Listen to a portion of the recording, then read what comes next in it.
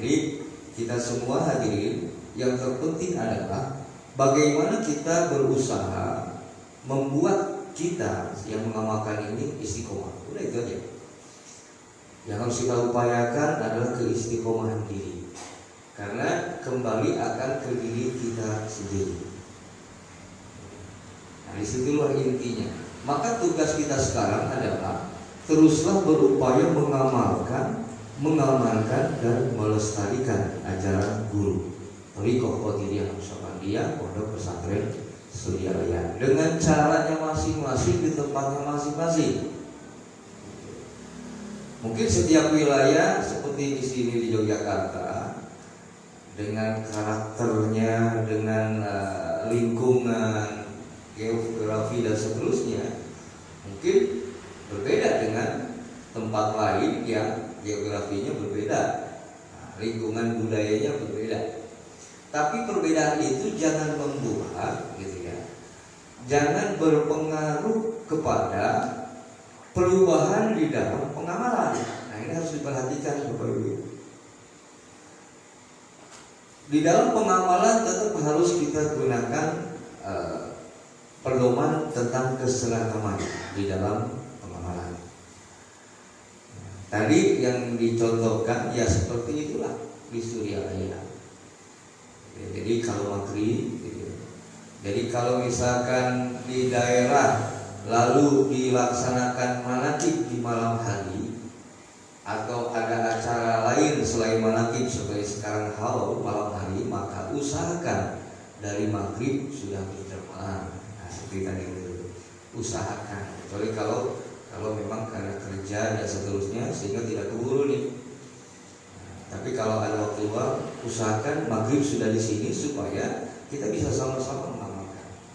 Zikirnya bareng, sholat bareng berjamaah, zikirnya bareng, khotaman dan yang lain. Sampai kepada isya tadi, zikir, khotaman, kemudian lanjut sholat hilal ilbala tadi itu. Dan setelah hilal ilbala, khotaman tadi, sekalipun istisol dipercepat karena memang menjaga kita ini kan dari maghrib. Jadi kadang-kadang ada udah merasa pegel gitu kan. Maka ya sudah satu kali itu cukup. Yang penting khotamannya dilaksanakan kemudian bervisor. Gitu. Nah, kalaupun memang sehubungan ada padatnya acara di malam hari, kalau ada pas waktu acara, pernah ada dicontohkan oleh almarhum di Cianjur, nggak silakan tidak lanjut khotaman, cukup doa. Tapi itu dalam kondisi tertentu. Jadi habis hilafil bala bisa langsung doa, tidak lanjut khotaman seperti tadi. Kalau mengingat ada padatnya acara, kalau ada acara yang ini di malam hari itu. Tapi jangan diinikan setiap ini dan ini. Ketika misalnya masih bisa usahakan sekalipun satu kali. Nah itu. Nah kemudian di maghrib menjelang isya itu kan ada tuntunan sholat sunat, gitu ya. Sholat sunnah. Nah itu diikuti itu. Tuntunan itu ada di buku ibadah tentang panduan sunat maghrib ke isya itu apa saja itu. Sholat sunat mulai ba'diyah maghrib, kemudian awabi, kemudian taubat, birrul walidain, hifdzul iman, syukri nikmat. Itu tuntunan. Nanti ada lagi di buku ibadah itu tuntunan sholat sunat sebelum tidurnya, bangun tidurnya, qiyamul lail. Terus di pagi hari isyroknya, duhanya.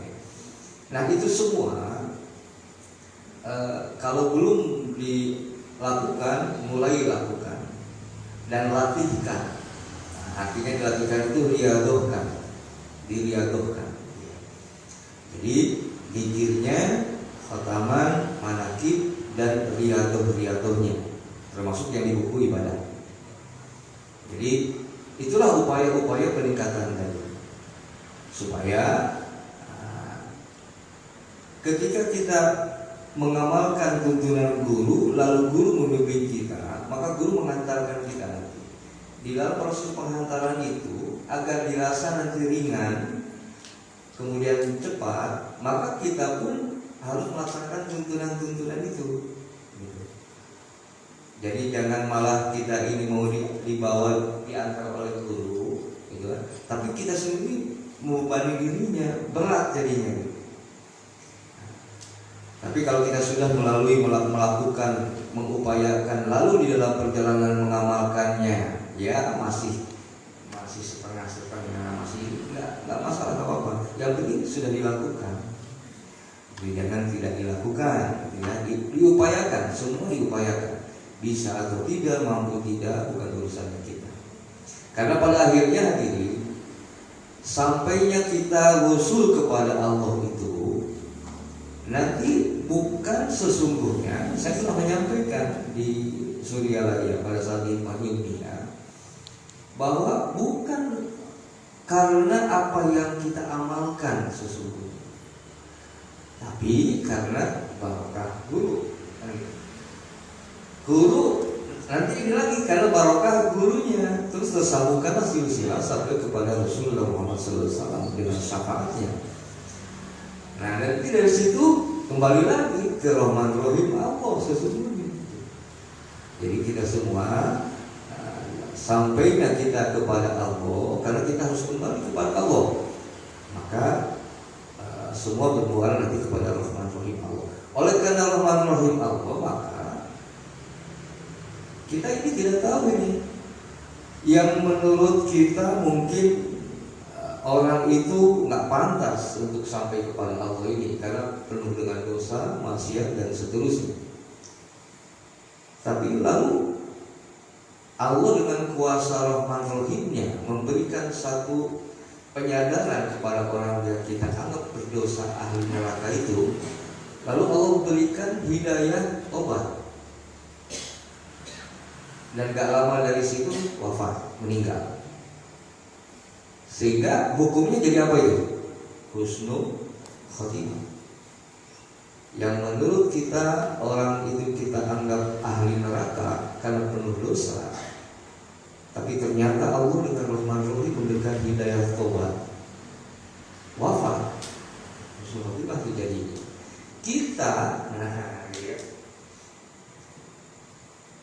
ibadah terus dilakukan, gitu ya. Kita tidak tahu ini. Apakah kita masuk nantinya kepada husnul khotimah atau tidak, kita tidak tahu. Karena belum berakhir. Kita nggak tahu akhirnya kapan. Gitu ya. Nah, maka disinilah, maka teruslah kita harus berupaya tadi. Nah, tuntunan guru ini, Bapak Ibu yang tadi sudah disampaikan ijazahnya, ini tuntunan yang menjadi kunci. Maka bersyukur. Kenapa disebut kunci? Karena tuntunan yang diijazahkan itu adalah tuntunan zikir. Zikir itu ingat itu pada Allah. Kita hidup di bumi Allah, diciptakan Allah. Lalu nanti mati kembali kepada Allah. Maka ingat Allah menjadi kuncinya. Jadi kalau ingat Allah, nanti semua kembali kepada Allah. Terserah Allah mau dia buat apa, mau maka kunci. Jadi ketika zikir ingat Allah, maka semua kembali kepada kuasanya Allah. Kita mau dibuat apa oleh Allah, ya kehendaknya Allah. Ada kepasrahan di sini. Jadi kalau sudah pasrah, maka kuasa Allah yang menentukan. Maka yang menurut kita sulit bisa jadi mudah menurut Allah. Yang menurut kita, ya, kalau sudah kembali kepada Allah. Nah, jadi makanya kita patut bersyukur hadirin, terutama yang tadi baru saja mendapatkan talqin ijazah. Dan tadi saya sampaikan bahwa sesungguhnya yang mentalkinkan zikir kepada Bapak Ibu itu bukan saya hanya wasilahnya dari guru Pak Saleh.